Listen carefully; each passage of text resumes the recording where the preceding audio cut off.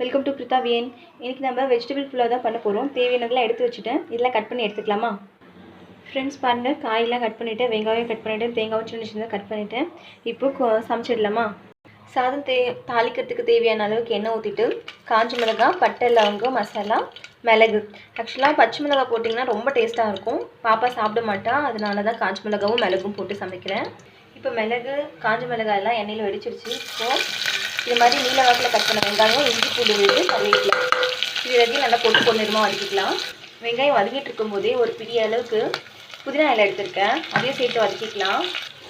இப்போ நல்லா வதங்கிடுச்சு. கட் பண்ணி வச்சுக்க கேரட், பீன்ஸ், உருளைக்கிழங்கு, பட்டாணி இது எல்லாத்தையும் போட்டு நல்லா கலக்கிட்டே இருக்கலாம் ஒரு 2-3 நிமிஷத்துக்கு எண்ணெயிலே.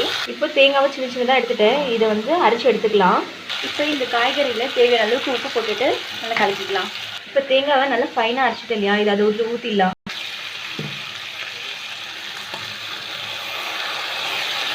இப்போ நல்லா கலக்கிக்கலாம். ஆக்சுவலாக இந்த தண்ணி அளவு பார்த்திங்கன்னா நான் அரிசி ஊற வச்ச டம்ளரோட 3 மடங்கு. இப்போது அந்த தண்ணி இதில் ஊற்றி நல்லா கொதிக்க வச்சு எடுத்துக்கலாம். ஆக்சுவலாக அரிசி 2 மணி நேரத்துக்கு முன்னாடியே ஊற வச்சு கழுவி இப்போ எடுத்துட்டேன். ஆக்சுவலாக இது பாஸ்மதி ரைஸ் இல்லை, நார்மல் ரைஸ் தான். இப்போ இது நல்லா கொதிச்சிச்சுன்னா அந்த ஊற வச்ச அரிசியை இதில் போட்டு கலக்கி 3 விசில் விட்டுடலாம். நல்லா கொதிக்குது, அரிசி போட்டுடலாம். இப்போ அரிசி போட்டேன். இப்போ அது ஒரு கலக்கி விட்டுட்டு உப்பையும் செக் பண்ணிவிட்டு மூடி வச்சிடலாம். ஃப்ரெண்ட்ஸ், ஆல்ரெடி நான் குருமா பண்ணி ரெடி பண்ணி வச்சுட்டேன். இந்த குருமா தான் நம்ம இந்த புலாவுக்கு சாப்பிட போகிறோம். புலாவ் விசில் வந்துட்டுருக்கு.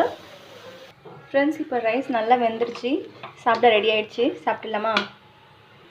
நீங்களும் உங்கள் வீட்டில் இருக்கிறவங்களுக்கு இது மாதிரி ஹெல்த்தியாக அண்ட் டேஸ்டியாக டிஃப்ரெண்ட்டாக ட்ரை பண்ணி சமைச்சு கொடுங்க. பிடிச்சிருந்தா like and subscribe. Thanks for வாட்சிங்.